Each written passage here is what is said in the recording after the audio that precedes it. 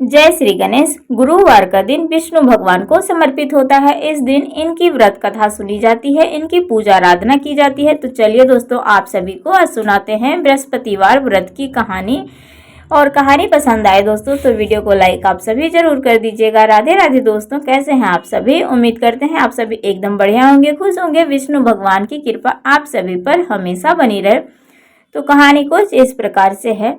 प्राचीन काल में एक ब्राह्मण रहता था। वह बहुत ही निर्धन था, उसके कोई संतान नहीं थी। उसकी स्त्री बहुत ही मलिनता के साथ रहती थी और ना ही वह स्नान करती और ना ही किसी देवी देवता का पूजन किया करती थी। इससे बेचारे ब्राह्मण देवता बड़े दुखी रहते थे। बेचारे बहुत कुछ कहते किंतु उनका कुछ परिणाम न निकला।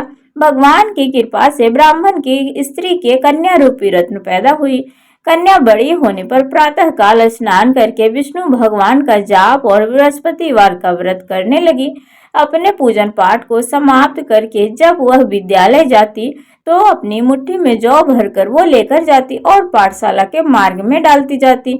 तब ये जौ स्वर्ण के हो जाते। लौटते समय उनको बीन कर वो घर को ले आती थी। एक दिन वह बालिका सूप में उन सोने के जौओं को फटक कर साफ कर रही थी। उसके पिता ने देखा और कहा, हे बेटी, इन सोने के जौओं को फटकने के लिए सोने का सूप होना चाहिए। दूसरे दिन बृहस्पतिवार था। इस कन्या ने व्रत रखा और बृहस्पति देव से प्रार्थना करके कहा, हे प्रभु, अगर मैंने आपकी पूजा सच्चे मन से की हो तो आप मेरे लिए सोने का सूप दे दो। बृहस्पति देव ने उसकी प्रार्थना को स्वीकार कर ली। रोजाना की तरह वह कन्या जब जौ फैलाती हुई जाने लगी और लौटकर जब वो बीन रही थी तो बृहस्पति देव की कृपा से उसे सोने का सूप मिला और उसे वह घर को ले आई और उसमें जौ साफ करने लगी। परंतु उसकी माँ का वही ढंग रहा। एक दिन की बात है, वह कन्या सोने के सूप में जौ को साफ कर रही थी। उसी समय शहर का राजपुत्र वहां से होकर निकला। इस कन्या के रूप और कार्य को देखकर मोहित हो गया तथा अपने घर आकर भोजन तथा जल त्याग कर उदास लेट गया। राजा को जब इस बात का पता चला तो वह अपने प्रधानमंत्री के साथ अपने बेटे के पास गए और बोले, हे बेटा, तुम्हें किस बात का कष्ट है? किसी ने अपमान किया है या और कोई कारण है? सो कहो, मैं वही कार्य करूंगा जिससे तुम्हें प्रसन्नता हो। अपने पिता की बात राजकुमार ने सुनी और बोला, मुझे आपकी कृपा से किसी बात का दुख नहीं है और ना ही किसी ने मेरा अपमान किया है, परंतु मैं उस लड़की के साथ विवाह करना चाहता हूँ जो सोने के सूप में जौ को साफ कर रही थी। यह सुनकर राजा आश्चर्य में पड़ गया और बोला, हे बेटा, इस तरह की कन्या का पता तुम ही लगाओ, मैं उसके साथ तेरा विवाह अवश्य ही करवा दूंगा।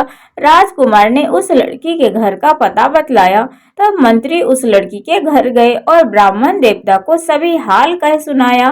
ब्राह्मण देवता राजकुमार के साथ अपनी कन्या का विवाह करने के लिए तैयार हो गए तथा विधि विधान के अनुसार ब्राह्मण की कन्या का विवाह राजकुमार के साथ हो गया।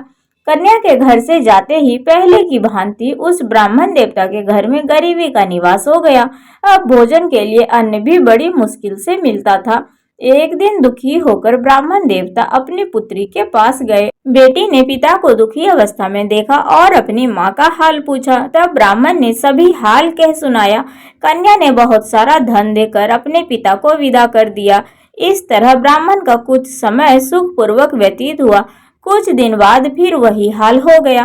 ब्राह्मण फिर अपनी कन्या के यहाँ गया और सारा हाल कहा तो लड़की बोली, हे पिताजी, आप माताजी को यहाँ लिवा लाओ, मैं उसे सारी विधि बता दूंगी जिससे गरीबी दूर हो जाएगी। वह ब्राह्मण देवता अपनी स्त्री को साथ लेकर वहाँ पहुँचे।